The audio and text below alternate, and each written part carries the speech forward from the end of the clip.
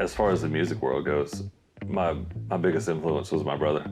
Before college, a friend of mine, we started a band in high school. We were like seniors in high school. We had a math class together or something, and we would just sit together and just draw little pictures of our band, us with super long hair, all these stupid things, and we wanted to make it as a rock band. And then sometime during my years at University of Tennessee, we got a record contract with Warner Brothers. WWE brought us out, and we wrote a song for two of their tag team guys. Just by us being on the road that much, you're just constantly playing. You kind of lose that fire.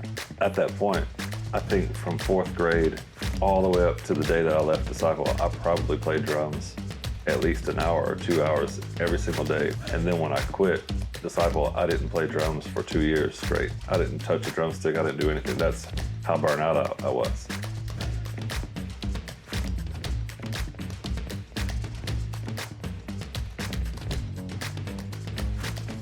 What do you do when you no longer love the thing you've been doing your entire life? Tim discovered his love for drumming at an early age through his older brother Warren. In high school, Tim and his friend would fantasize about becoming rock stars.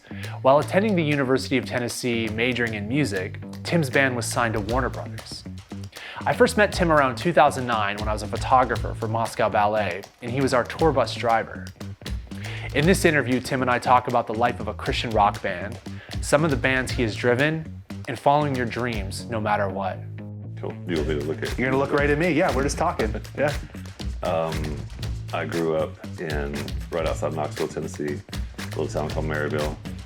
Born in South Carolina. My dad was full-time military. He flew 141 cargo planes, so he was stationed in South Carolina. My mom, she was a medical assistant. I have one brother. He's older than me. He got me into drums. He played drums first. And I thought it was cool, and so I wanted to try to do that. What were you listening to? Like, what kind of music were you introduced at a young age? Was it country? Was it rock? No, young age, I guess it was more rock. My family, we never listened to country music at all, and I still don't really like country that much. Growing up, for me, the music that I liked was like the 90s grunge stuff. Well, Living Colour was my favorite band. I liked Nirvana, I liked Alice in Chains, all those. That's kind of what I started playing drums to, the kind of stuff that I would like play along with. But then, I would listen to a jazz thing and I would try to do jazz stuff. And then I would play drums at church trying to learn how to play. And that doesn't go anything with Alice in Chains or anything like that. So it's just different styles all over the place. As far as the music world goes, my biggest influence was my brother, which is, he's 8 years older than me. And so when you're 8 and your brother's 16, you think he's the coolest thing, that there is. And so he and my cousin used to just go and my cousin had a drum set and it was at my grandmother's house in her basement. And so they would just go and they'd have these jam sessions. He played guitar and my brother would play drums, and I would just go and I'd hear and I'd listen to him and I'd be like, that's like the coolest thing ever. They're just making some music together. And so as far as drums and music goes, that's probably where that settled in with me, because I was more, I guess, more or less kind of trying to go after what he was doing because I thought it was cool, Who were the drummers that you kind of looked at, or even drummers that you look at now that you idolize?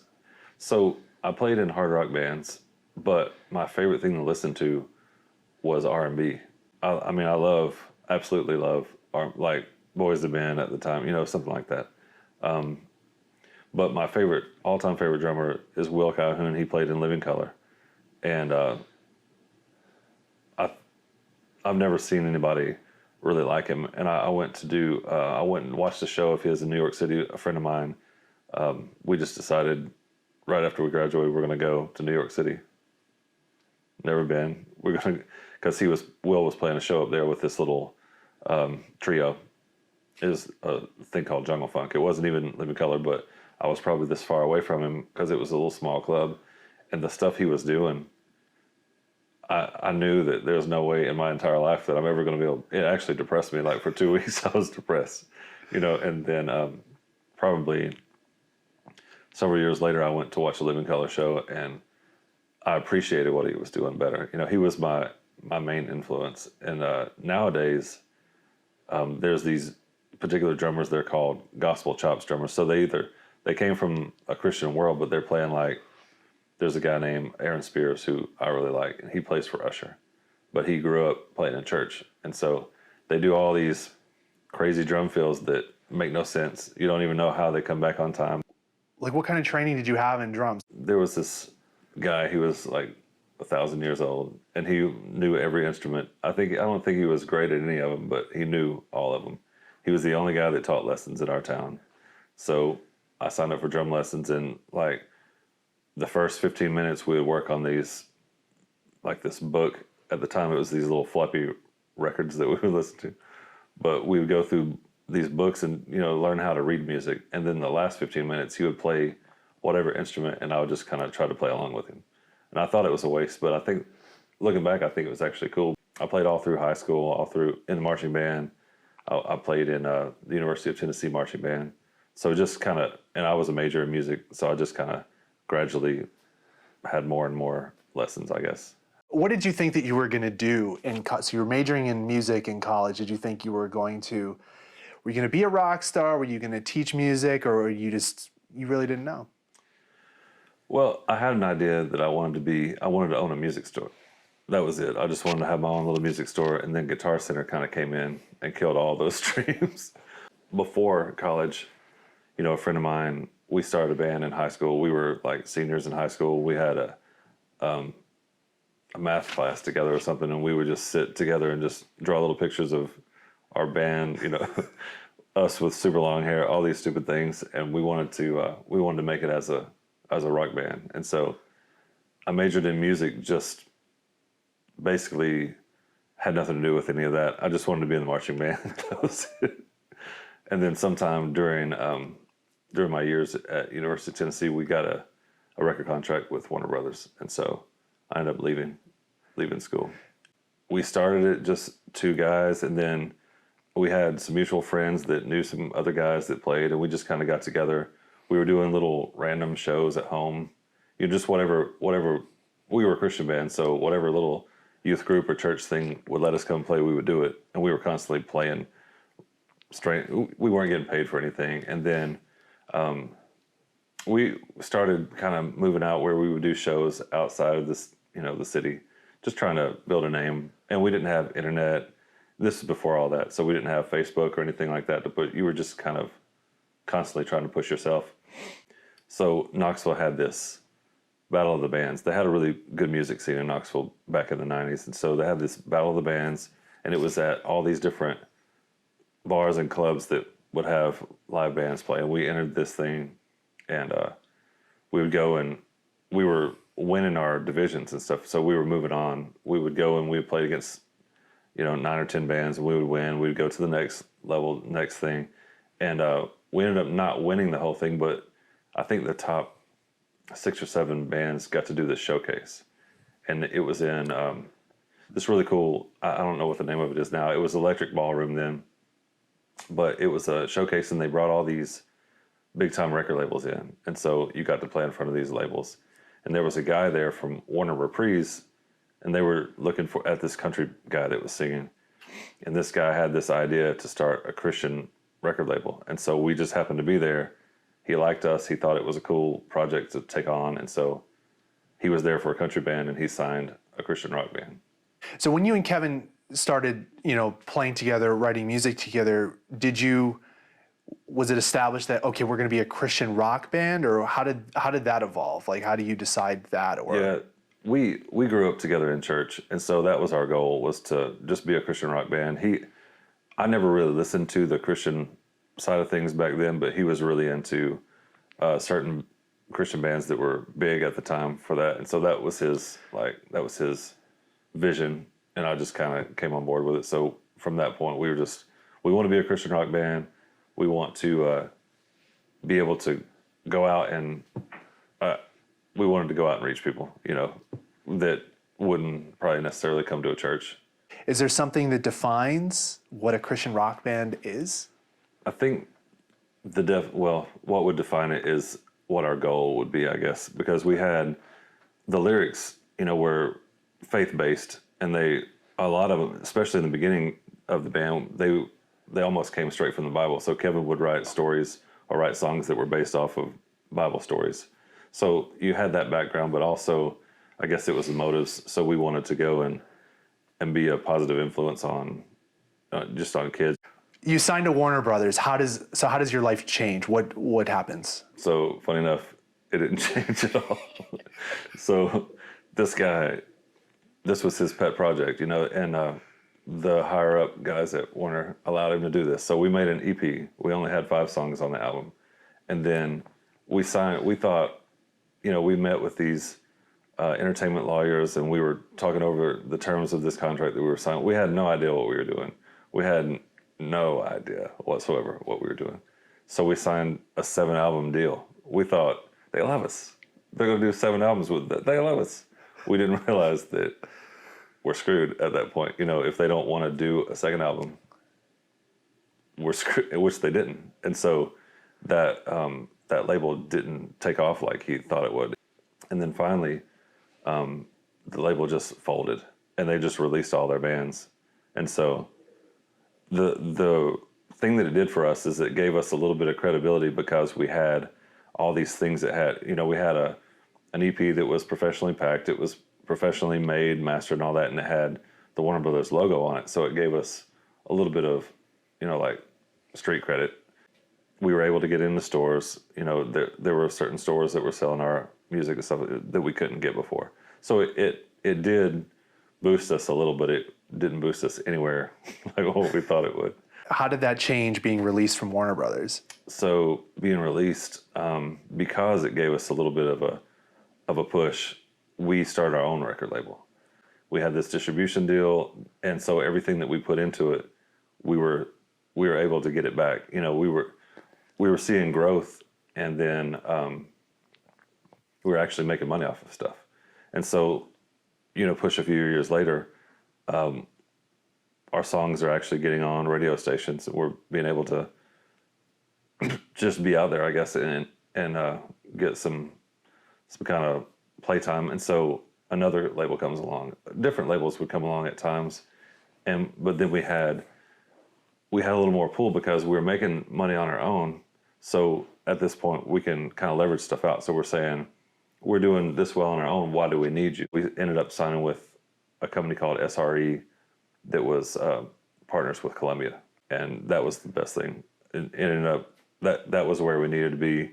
Our albums got into all the stores that we needed to be into. We got on radio stations. It was the best decision for us. Were you always able to make a living as a band during that time? I know afterwards, that was, you were making a living doing that, but what was, I guess after Warner Brothers up until, Sony, Columbia. Yeah, up until that, we were doing, I don't know if I would say it was a living, but, for a long time we had other jobs. I worked at Old Navy, and then I would request off to go do our shows and stuff. So we had little side things that we had to help support it. By the time we got to SRE, we were making enough to where we could do that was it. That was our full-time thing. And it still wasn't great by any means. WWE brought us out and we wrote a song for 2 of their tag team guys. And so anytime these guys came out, it was our song that would play, like their theme song. And then we did one of our own songs that we had. They picked it up for this particular pay-per-view event, and it was the theme song for the whole event. And so they brought us out, put us on the front row. We got to watch the whole thing. But that kind of stuff would bring in royalty checks. And so, we would get our same show pay that we would do for playing shows, but then we get a $5,000 check that would just show up. It's gradually going, and then that same song got on a trailer for CSI Miami, and it got on some ESPN football things. And so it was, things were happening. Wow. Do you remember who the wrestlers were? They were called Hawkins and Ryder. The thing with Disciple is it's the most random crap that has ever happened, just things that you can't plan out, and it just rolls. And it's just like, you think you're going to go this direction, and then this happens and you're like, well, maybe we'll try that. And you couldn't plan it out. There's no way you could plan it out. In the beginning, we sold donuts. We went door to door selling Krispy Kreme donuts to try to raise money to make an album. And so that's a weird way to start as it is. I don't know. Who knows? That's a great story on its own. Yeah, 6 or 7 in the morning on Saturday mornings, you're knocking on people's doors, hey.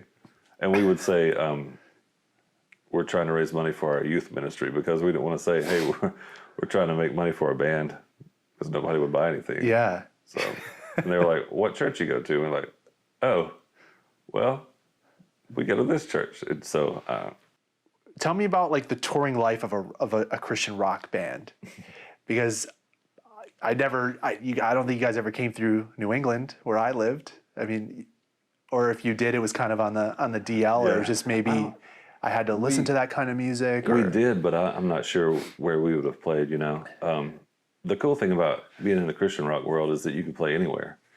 You can play in churches, which we did a lot. We did a lot of youth group things, or just special. They did a lot of things over the whole United States. They would do Friday night things that would be, just things for youth groups after football games. And so they would it'd be like some kind of late thing, like a late show or whatever. But you can also play bars. You can play anywhere. And we did all that. We played in churches, bars, arenas, whatever. Whatever presented itself, we would do it. So somewhere around that time as well, MySpace was taking off. And so that helped us get a push. We were able to build a little base like that and get people, let people know that we were coming to shows, because there was just no good promotion back then. If you weren't on the radio, nobody knew you were coming. How many days a year were you on the road at this point? Probably 300. We were gone. Because if we didn't, the way we made money was from our shows. And so, because we didn't make anything off our CDs, if we weren't playing, we weren't making any money. So we had to constantly play. Just by us being on the road that much, you're just constantly playing, constantly. You kind of lose that fire that you came out with. We had a purpose, we had a reason for being there, we had a desire, what we wanted to do, what we were trying to do with our music. And then after a while, I feel like it would be like that with every job. I guess, I don't know. It just got to the point where it was just a job, and I started kind of realizing that it was just a job. I just was burnt out, and so I went from, at that point, I left in 2010, and so at that point, I think from 4th grade all the way up to the day that I left Disciple, I probably played drums at least an hour or 2 hours every single day from 4th grade all the way till 2010. And then when I quit Disciple, I didn't play drums for 2 years straight. I didn't touch a drumstick. I didn't do anything. That's how burnt out I was. I've played all my life, and that's what I've always wanted to do. But now I hear music different, and I don't know how to explain it, but I can hear, like on drum parts in particular, I hear things way better than I used to. I'm probably a little more technically better than I was then, because I was just playing the same stuff every single day.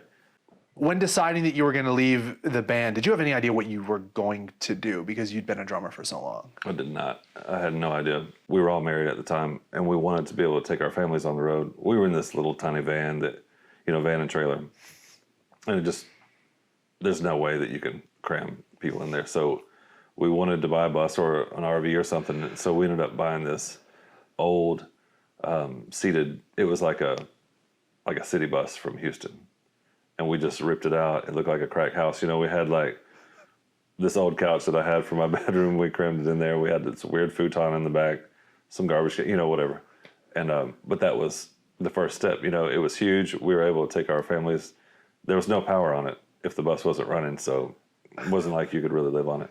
And then later on, we kept working our way up to something different. We bought. It used to be a bus that Tim McGraw used. I was super excited about it, probably more excited than anybody about having a bus. And I ended up going and getting a CDL, and I would drive it. I didn't trust other people to drive it. You'd be trying to sleep, and they would do a curve at like 79 miles per hour, and you feel like you're dying. The bus is getting ready to flip. Anyway, I started driving and playing drums, and it got to the point where I couldn't physically do both. Just too much, and we would hire drivers. I hired my brother, which is funny. He had never driven a bus, and so that's how he got into it. And then I left the band in February of 2010, probably in April. This guy with a company called JGM Coach, I just knew him from my brother. And so he needed a guy to fill in on this little 5-day tour. I said, you know, I've got nothing going on. Let's give it a shot. And then I ended up starting to do little things, filling in for his brother. His brother was a driver, and so he wanted to take a break. And so I would do a few little things. And then I guess toward the end of 2010, he offered a tour for me to do, which was the Moscow Ballet, which is where I met you. Who have you worked for over the years? Well, I'm working with Kane Brown right now. Bruno Mars, Christina Aguilera, Chainsmokers, Matchbox 20, Goo Goo Dolls, Linkin Park. There's a huge list, but I can never think of it when I'm Styx. Really? That's one. I just happen to remember that because we were talking about it yesterday. Who's like the craziest that you drove? Smash Mouth by far. By far. Smash Mouth. By far. I mean, I have crazy stories that are just random, like doing the Satanic tour that I drove around. It was 3 bands from Europe, and they were Satanic bands. And they were doing, I don't know if you, Rotting Christ was the name of it. Yes. But it was like 17 guys on a bus, and they all spoke different languages, which was all interesting as well. So you had a band from Poland, a band from Greece, and a band from Jerusalem. And those are the languages they spoke, and broken English. Did they know that you came from a Christian rock band? They did. They did. What did they say about that? It was funny because like the first day I met him, I picked him up at JFK Airport, and we're just kind of hanging around waiting for somebody else that's late. And so we were just talking, and I said, you know, I used to do what you guys do, but, you know, opposite. And I don't know, we had a good relationship. It was really cool. Why do you like this lifestyle? I just really love to travel. I don't know where that came from, you know, it's just been in me. I guess we started touring in Disciple right out of high school. So the second that we were out of high school, I've been going somewhere. And so I don't know, I took a year off from driving, and I started having strange traveling withdrawals, which I didn't expect. You know, I would wake up one day and I'd be like, I really want to be in San Francisco today. I don't know what the deal is, but I'm really feeling San Francisco. And it would just be like that. I would be depressed because I went on the road somewhere. And it's hard because if I am on the road, I'm not with my family. So it's like a love-hate. If I could tour with them and take them with it would be the perfect life. Country music, they only tour on the weekends. So unless we do some kind of a West Coast run where we're gone out there for a couple of weeks, and even at that, it's probably 2 weeks. We usually leave on Thursday, we're back on Sunday. So, you know, you have a little family life during the week, and then you go and you do your job and you come back. And Bruno Mars was like 5 months long. So you leave and you're gone for 5 months and you come back. And, you know, I left on Bruno and my kids were in school. They got out for the full summer, and then they went back to school, and then I came home. Like I missed their entire summer that year. And so that was the one that actually said, I'm not doing this anymore. I want to try a country thing. Every person I've interviewed, I kind of ask them about, you know, sharing words of wisdom. I've been trying to really tell my daughter, she's really passionate about dance, and so she is an unbelievably good dancer. And so only thing that I see in her future is something to do with dance, because that's her heart. So I've been trying to tell her, you know, you need to chase after your passions, chase after your dreams, try to make it happen. If it doesn't happen, it doesn't happen, but at least you gave it a shot, you know? And I know from experience, whatever success that we had in Disciple, that was fulfilling to me. And so I can go through life and know that I gave it a shot, what I wanted to do, and it worked out. You know, it was a career. I'm the one that left. And so I have no regrets on that. And I think that that's a big thing in your life, to, while you're young, while you're able to, just to go for whatever you're trying to do, because you don't want to have those regrets and wish that you would have done something different later.